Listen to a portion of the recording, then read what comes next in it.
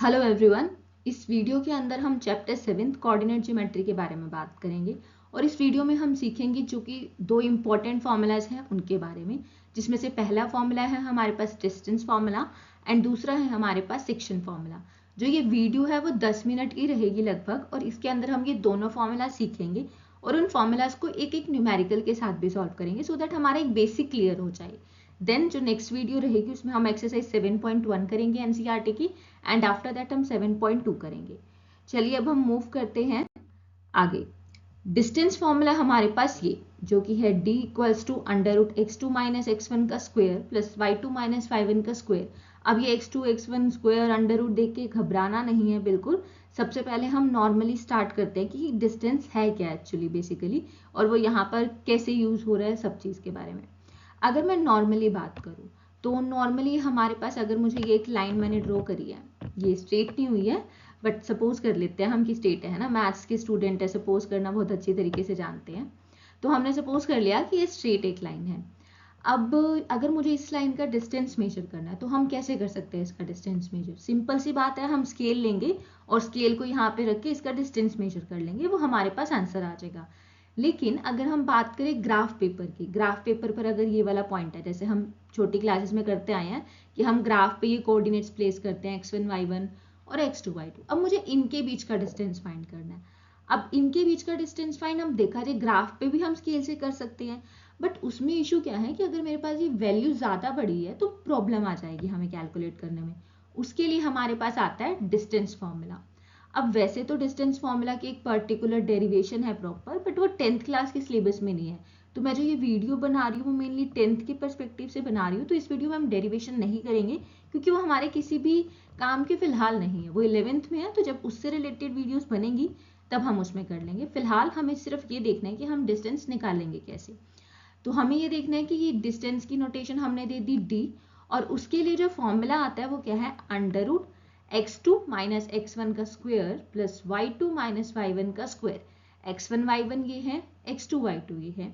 Simple, आपके पास दो coordinates given होंगे इस तरीके से, उसमें हमें एक को x1 मानना है, एक को y1, एक को x2, एक को y2। अब इसे किस तरीके से सॉल्व करना है वो मैं नेक्स्ट स्लाइड में दिखाती हूँ, उससे आपको ज़्यादा अच्छे से क्लियर होगा। तो अब हम ये नेक्स्ट क्वेश्चन देखते हैं, यानी कि हमारा जो कि फर्स्ट क्वेश्चन और नेक्स्ट स्लाइड, इसमें हमें क्या करना है, डिस्टेंस निकालना है। अब डिस्टेंस किसके बीच में निकालना है, हमें इन दो पॉइंट्स के बीच में, जो कि है -2,3 एंड 5,6। अब डिस्टेंस निकालना है, ये वही कोऑर्डिनेट्स है जिनकी बात हमने पिछली स्लाइड में की है। तो हमें डिस्टेंस निकालने के लिए अगेन क्या चाहिए, डिस्टेंस फॉर्मूला।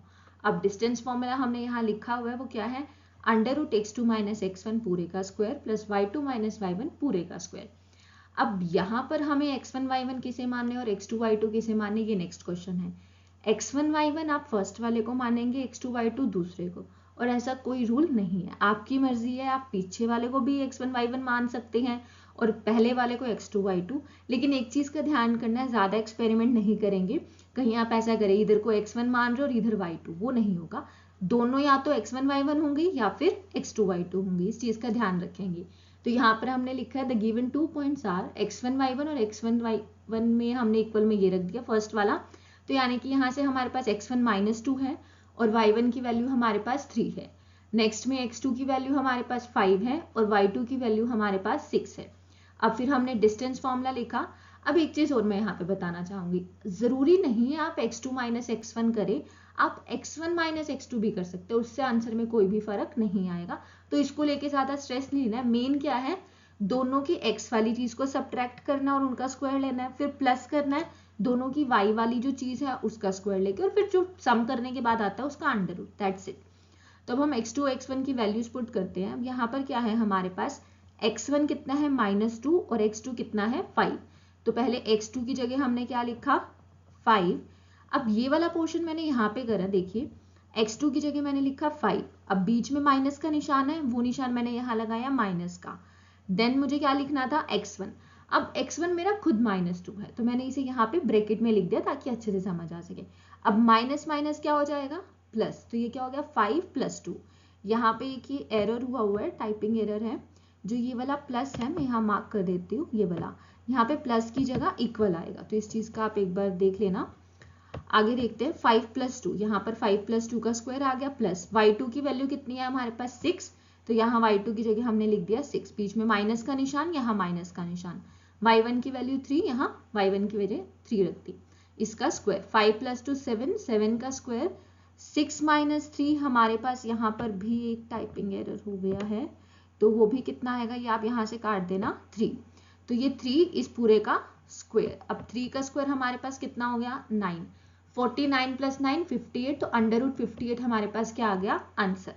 तो यहाँ से हमने ये देखा कि अगर हमें कोऑर्डिनेट्स दिए हुए हैं तो हम उनके बीच का डिस्टेंस कैसे निकालेंगे। मूव करते हैं हम नेक्स्ट टॉपिक पे, जो कि हमारा है सेक्शन फॉर्मूला। तो सेक्शन फॉर्मूला के अंदर क्या है, अब इसके लिए पहले ये ऊपर वाली चीज छोड़ दीजिए, नीचे देखिए। नीचे क्या है हमारे पास, एक लाइन है जिसपे एक ए पॉइंट है x1 y1, बी पॉइंट है x2 y2। एक्चुअल में आपके पास ग्राफ के ऊपर कोई लाइन है, उसे सिंप्लीफाई करके समझने के लिए आप ये समझ लीजिए कि मैंने यहाँ नीचे ड्रॉ करा हुआ है। अब ये a है और ये b है, x1 y1 a के कोऑर्डिनेट्स, b के x2 y2। अब ये नई चीज आ गई इसके अंदर p।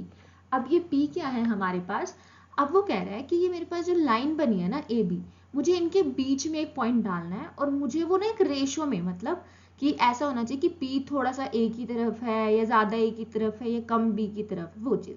यानी हम एक लाइन को थोड़ा रेशो में डिवाइड कर दे, कहते हैं ना कि 2/3 या 1/3 या 1:1 इक्वल है, तो हमें इस तरीके के कुछ क्वेश्चन होंगे।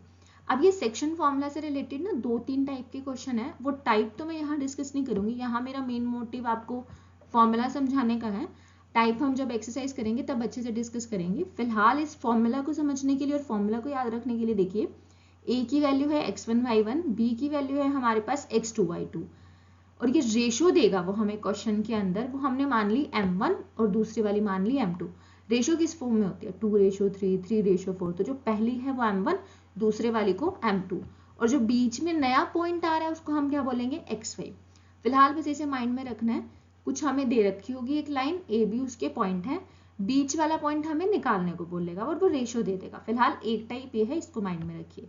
तो सेक्शन फॉर्मूला क्या होता है हमारा, पहला जो ये वाला x है, इसको निकालने के लिए मुझे क्या करना होगा, m1 को मल्टीप्लाई करना है x2 से। ये भी ध्यान रखो, अभी बच्चे कंफ्यूज होते हैं किसको किससे मल्टीप्लाई करना है, ये ध्यान रखना 1 वाला 2 से होगा, 1 वाला 2 से होगा और 2 वाला 1 से। मतलब m1 अगर मैं x निकाल रही हूँ तो m1 को किससे करूंगी, x वाले हिस्से से, m1 को करेंगे किससे, x2 से, फिर मैं लिखूंगी m2 को किससे करेंगे, x1 से। ये 1 वाला 2 के साथ, 2 वाला 1 के साथ, और दोनों को बीच में प्लस, और नीचे m1 + m2 लिख दो या m2 + m1, उससे कोई फर्क नहीं पड़ता। नेक्स्ट, जब y वाले हिस्से इस y की वैल्यू निकालने तो अगेन 1 के साथ 2, लेकिन y की बात हो रही है तो m1 के साथ y2 जाएगा प्लस m2 के साथ y1, और नीचे m1 और m2 का सम। कैसे अब इसको न्यूमेरिकल में यूज करना, उसमें आपको नेक्स्ट स्लाइड में दिखाती हूँ, उससे आपको माइंड में और अच्छे से बैठ जाएगा। सो आई होप सो आपको फॉर्मूला थोड़ा याद हो गया हो। नेक्स्ट स्लाइड में देखते हैं कि क्वेश्चन कैसे सॉल्व कर सकते हैं। अब ये हमारे पास क्वेश्चन है, by using the section formula find out the coordinates of the points that divide the line segment joining the points this in the internal ratio 3:1। अब यहाँ पर एक वर्ड यूज कर लिया इंटरनल, मैंने तो सिर्फ पिछले में रेशियो बोला था। अब इसका क्या कॉन्सेप्ट है, देखो इंटरनल और एक्सटर्नल ना हमारे पास दो चीजें होती है, इंटरनल रेशियो और एक्सटर्नल रेशियो। तो जो आपकी एनसीईआरटी वाली बुक है फिलहाल उसमें सिर्फ इंटरनल रेशियो की बात हो रही है, तो चांसेस है कि एग्जाम में एक्सटर्नल के बारे में वो नहीं पूछेगा, क्योंकि ये मेन अगेन वही बात है कि 11th के अंदर आता है, 11th में भी सेम चैप्टर है हमारे पास, तो फिलहाल हम उसको ध्यान नहीं रखते। इंटरनल एक्सटर्नल जो हमने अभी पढ़ा है उसका यूज करते हैं, जो कि है 3:1।